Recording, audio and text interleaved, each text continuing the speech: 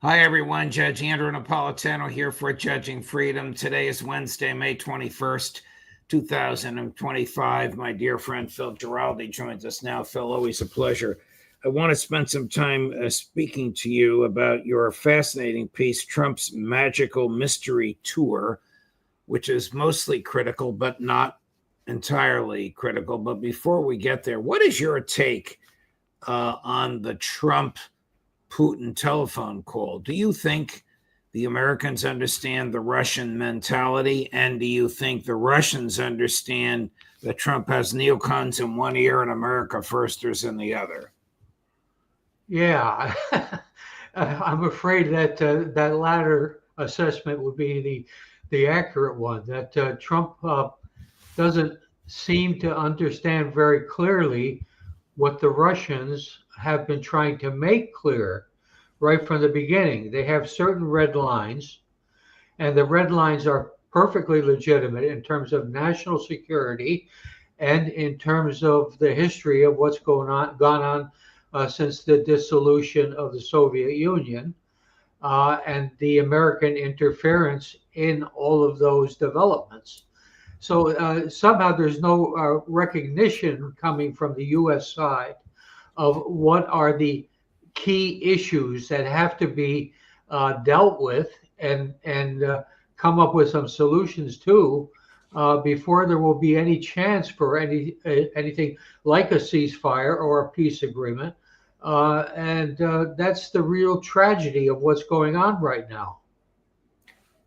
Chris, play cut number 19. Tell me, this is Secretary Rubio yesterday testifying before one of the Senate committees. He's being grilled. Grilled is not the right word. She's rather gentle by Senator Jeanne Shaheen of New Hampshire. But tell me if you think Rubio should be saying what he's saying, or if he even understands what he's talking about. 19, Chris. On the issue of Ukraine, here's what we can all agree on. There is no military solution to this crisis. Right. It will have to end in a negotiated settlement.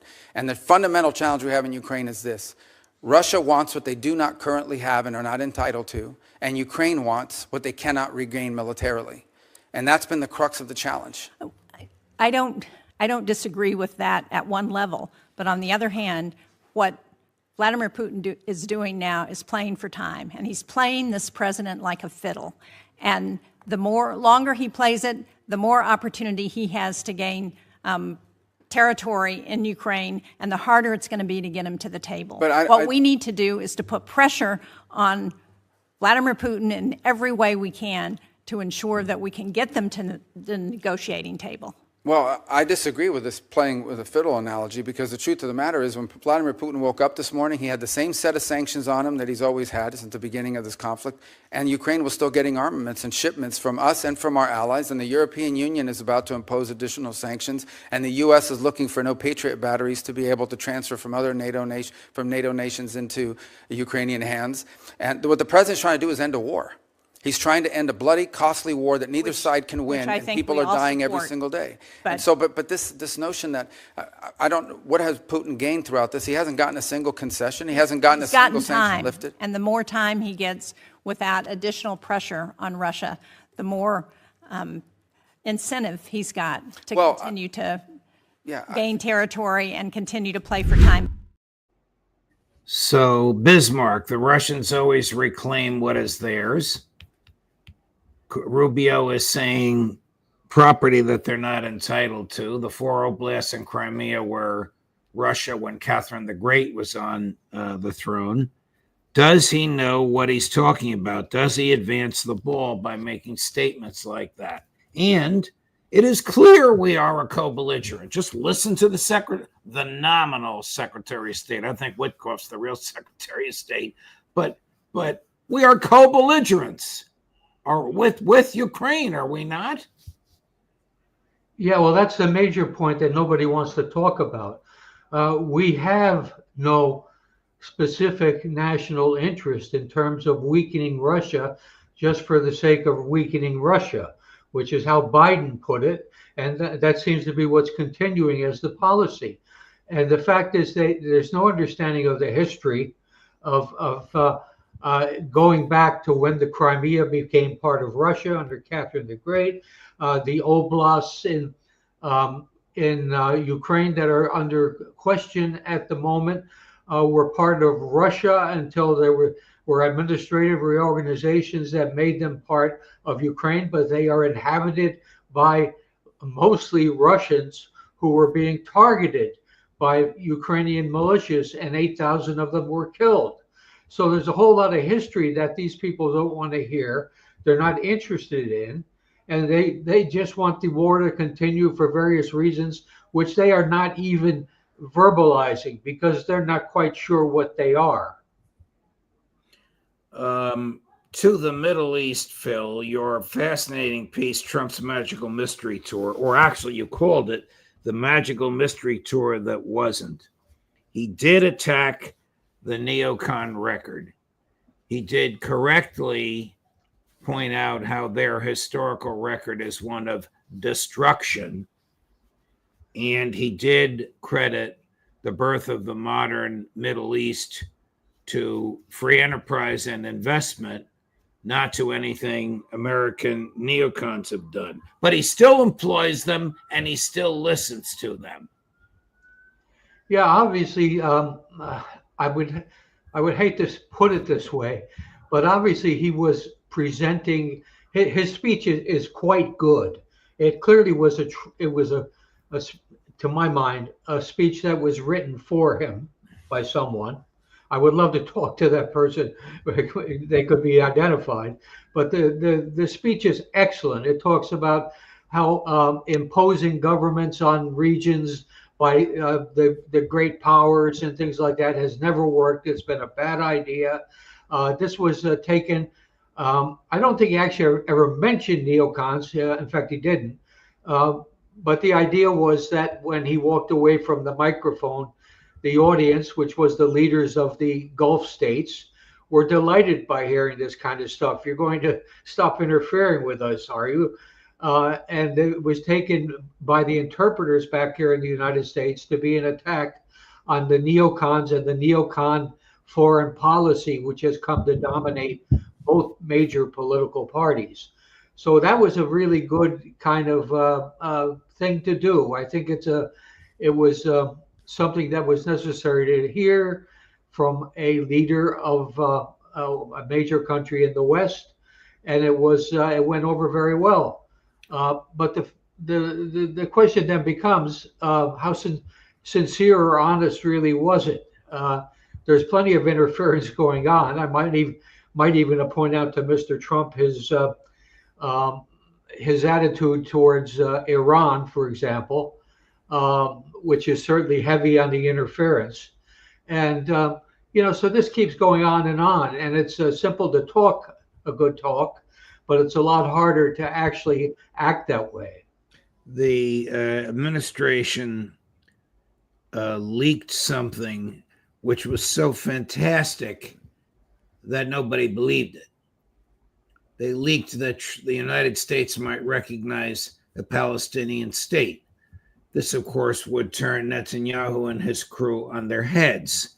Would almost be too good to be true. I guess it was too good to be true because there was no announcement made, even though the stated public policy, you know this better than I, of the United States has been the two-state solution. I bring this up as a prelude to the following. All last week, the Western press was saying Trump is snubbing Netanyahu. Trump is there and he's not visiting. Trump has recognized Syria and didn't talk to Netanyahu, and a good chunk of Syria is occupied by the Israelis. Was the snub of Netanyahu a real snub or a head fake? I'm still debating that in my own mind. I believe it can be interpreted either way. And clearly, if you go based on the evidence, there were two issues actually that were being touted as likely push points for Donald Trump to push on Netanyahu and to get some compliance out of him.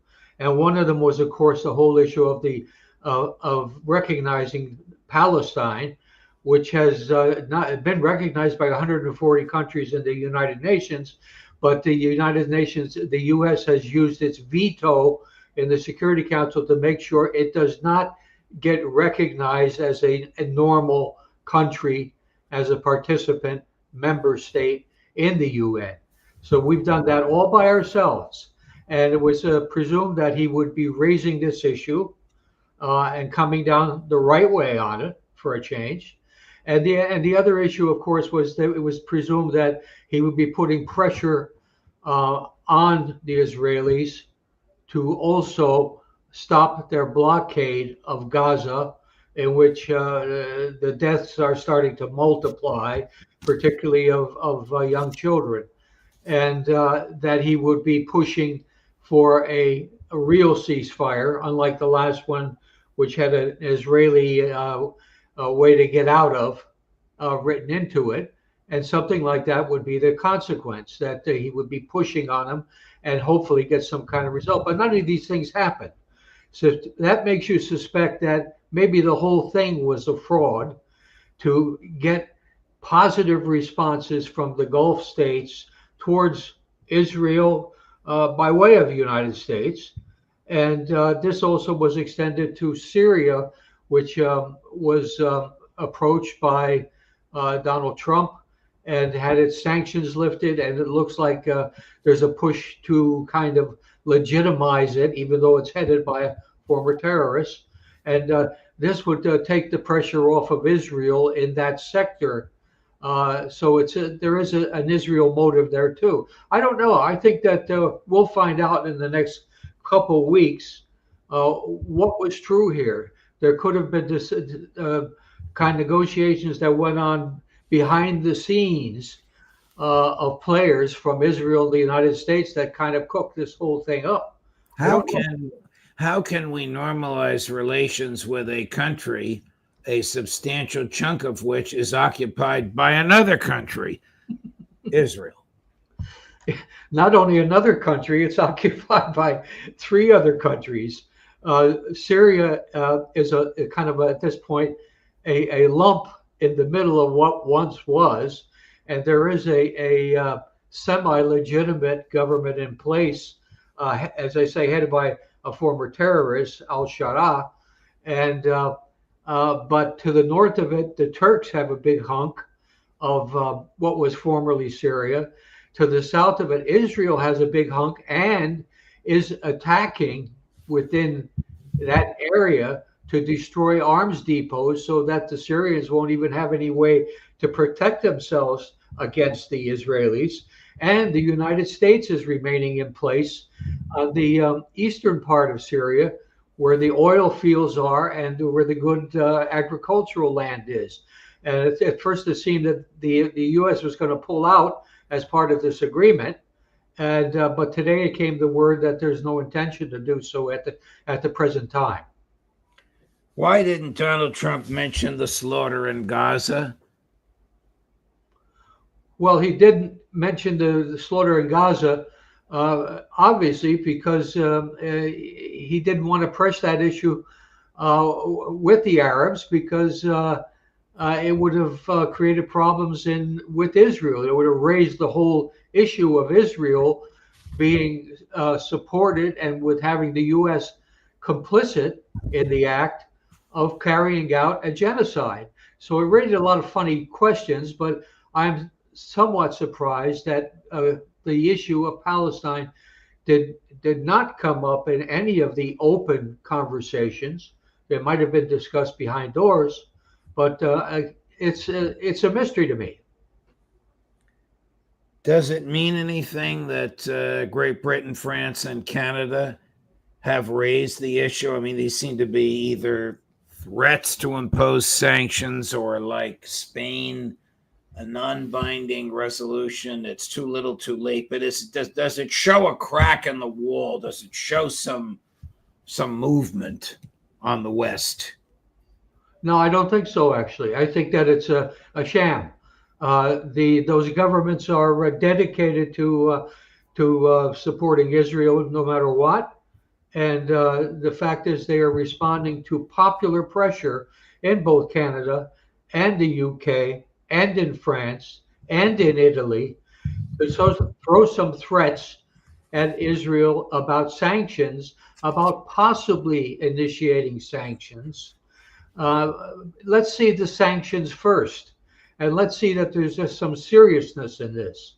Again, the problem here is the United States. The United States is the bulwark of Israel, and it's basically an important partner to all those countries I just named. And so there's another actor kind of hiding in the back of the scene here, which is Donald Trump, and before him Joe Biden, who basically gave Israel license to kill and are continuing to give them license to kill, and I mean that literally. Does Donald Trump deserve the same moniker that Joe Biden did, obviously with a different second word, Genocide Joe, Genocide Don? It's just as relevant, is it not, Phil?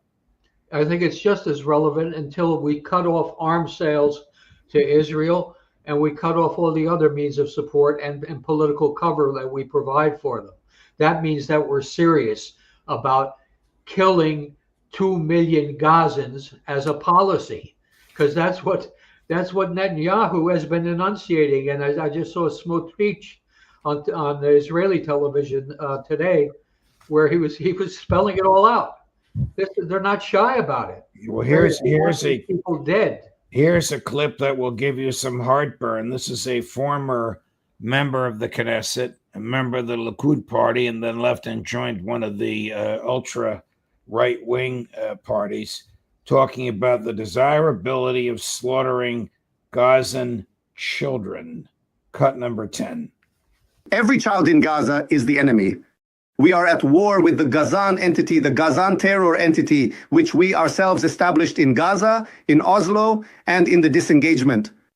The disengagement that Prime Minister Netanyahu voted in favor of, that is the enemy now. Every such child to whom you are now giving milk, in another 15 years will rape your daughters and slaughter your children. We need to conquer Gaza and settle it. And not a single Gazan child should remain there.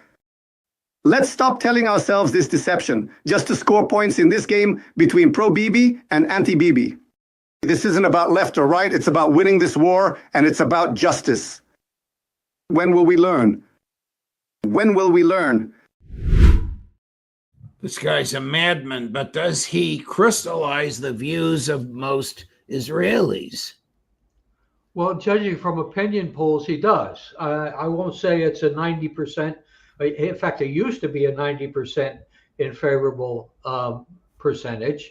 It's fallen off a bit from that, I gather, on recent polls down to around 70%, because many Israelis, believe it or not, are appalled by what's being done to the Gazans. But it's still a substantial majority, and he's representing a widespread view.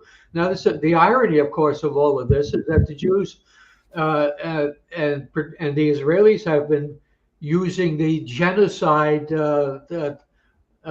slogan to justify everything that they do based on what they claim was done to them. And now they're doing the same thing to another people and are quite comfortable with that, as long as it's they're on the winning side and are able to kill all these people. Now, if you had just completed a course of study at New York University, I know you went to the University of Chicago, to better school, and then you graduated first in your class and were the valedictorian, and then you said at the graduation, what you just said now, Phil, you should expect that the university would not give you your diploma.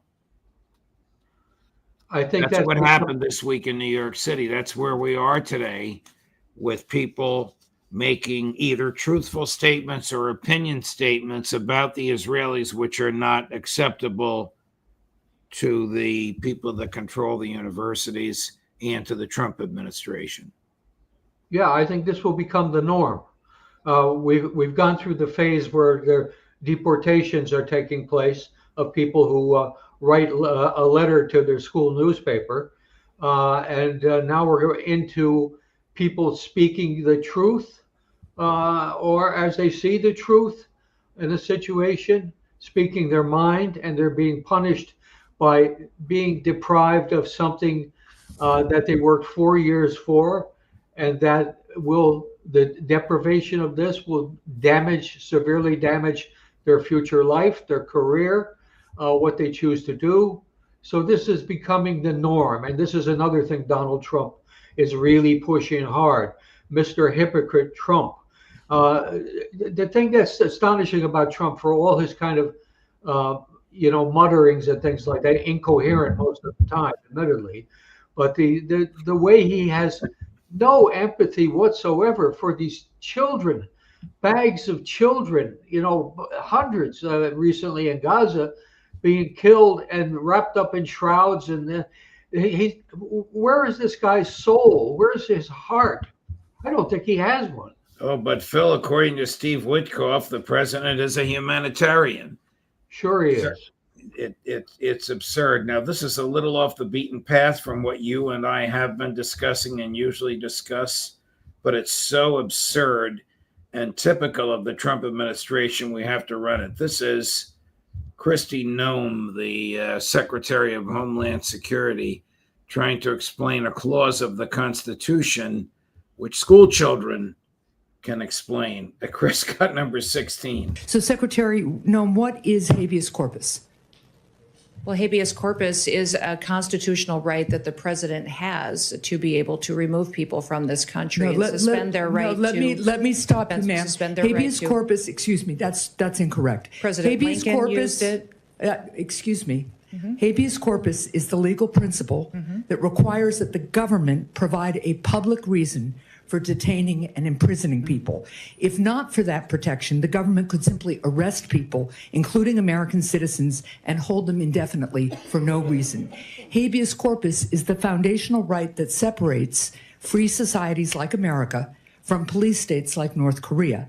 As a senator from the Live Free or Die state, this matters a lot to me and my constituents and to all Americans. So, Secretary Noem, do you support the core protection that habeas corpus provides, that the government must provide a public reason in order to detain and imprison someone?